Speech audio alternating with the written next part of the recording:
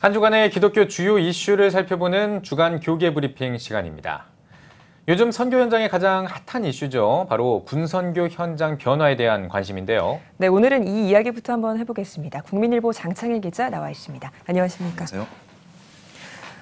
군인들이 이제 평일에 외출할 수 있게 됐고 네. 다음 달부터는 일과 후에 휴대전화도 사용할 수 있게 됐잖아요. 네. 이런 변화가 군선교에 많은 영향을 줄 거다라는 예측도 있는데 어떻습니까? 네, 실제 이 말씀 주신 대로 그 군인들이 일과 후에 이 외출을 할 수 있고 다음 달부터 핸드폰을 쓸 수 있는데 한 달에 2차례 오후 5시 30분부터 4시간 동안 외출할 수 있고요. 네. 휴대전화는 평일의 경우에는 오후 6시부터 10시까지 휴일에는 오전 7시부터 오후 10시까지 하루 종일 이 휴대전화를 사용할 수 있는 거죠. 네. 현재는 일부 부대가 휴대전화 시범 사용을 하고 있습니다.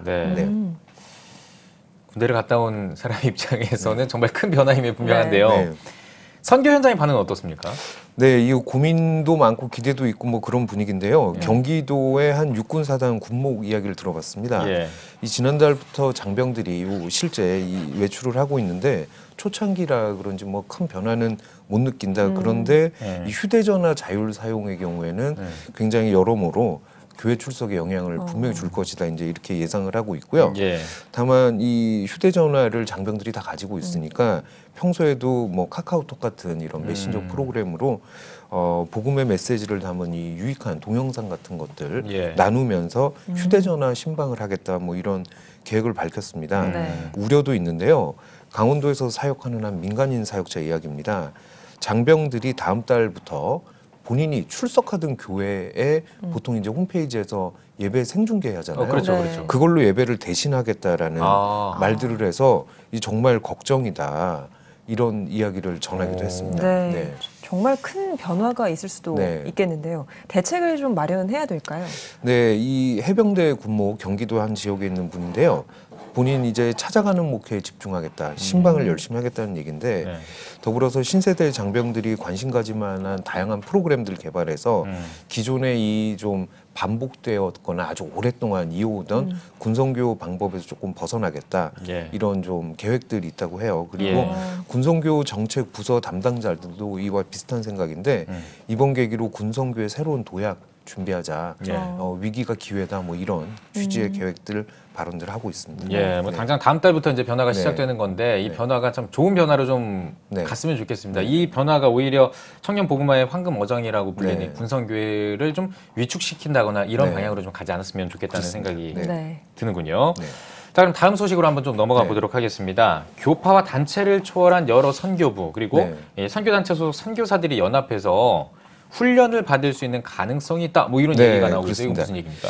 네, 이 파송을 앞둔 선교사 후보생들의 공동 교육 과정인 세계 선교 훈련원이 재가동될 전망입니다.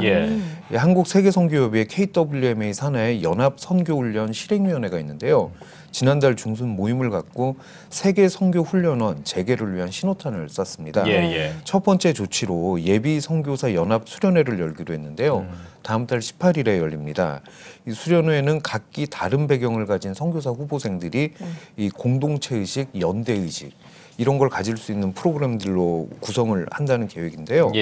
앞서 말씀드린 대로 이 세계 선교 훈련원은 KWMA가 가지고 있던 간판 프로그램이었습니다. 1994년에 처음 시작했고 12차례 이어졌습니다.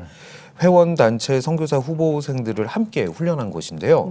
당시 최대 8주 동안 그 선교 역사, 타문화권 선교, 현지 언어, 그다음에 선교 영성 이렇게 이런 과목들을 교육했습니다.